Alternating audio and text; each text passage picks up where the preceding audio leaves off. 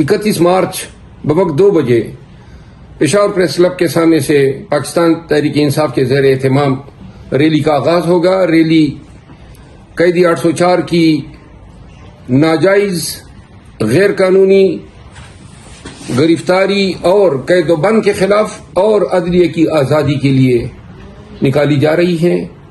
میں تمام پاکستانیوں سے، خیبر پختونخوا کے تمام سکونتیوں سے گزارش کرتا ہوں کہ آئیے اس ریلی میں شرکت کریں۔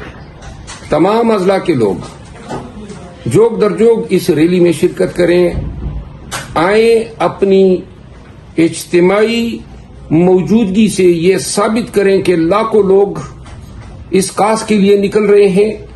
پاکستانی سراپا احتجاج ہیں، پاکستانی اپنے ملک میں آزاد عدلیہ دیکھنا چاہتے ہیں، پاکستانی خوف کے بت کو لات مار رہے ہیں۔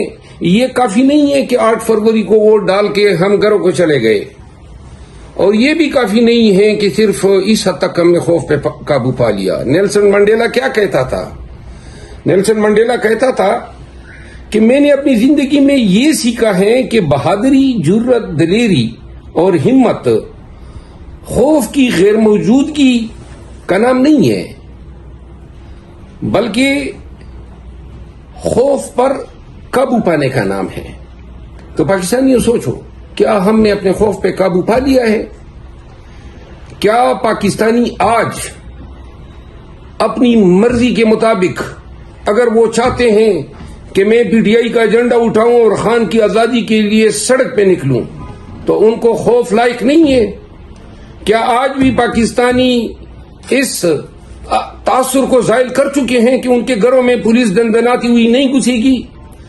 کیا یہ خوف آج بھی امڑ کے نہیں آ رہا ہے کہ لوگوں کو اغوا کیا جائے گا، مارا جائے گا، پیٹا جائے گا؟ تو جب اس خوف کے ہوتے ہوئے بھی آپ اس پر قابو پا سکتے ہیں، تو اس کے لیے ضروری ہے کہ اپنی جسمانی موجودگی کے ذریعے ثابت کر دیں کہ ہم نے نکلنا ہے ریلی کے لیے۔ کل 2 بجے آپ کی جتنی زیادہ تعداد ہوگی، یہ اس امر کی علامت ہوگی کہ پاکستانی جو ہیں خوف کے ہونے کے باوجود اس خوف پہ قابو پا چکے ہیں۔ تو کل اتوار کے روز 2 بجے آپ کی زیادہ سے زیادہ تعداد میں موجودگی پاکستانیوں کی خوف سے نمبردازمہ ہونے کے نتیجے میں ان کی جیت جانے کی علامت ہوگی۔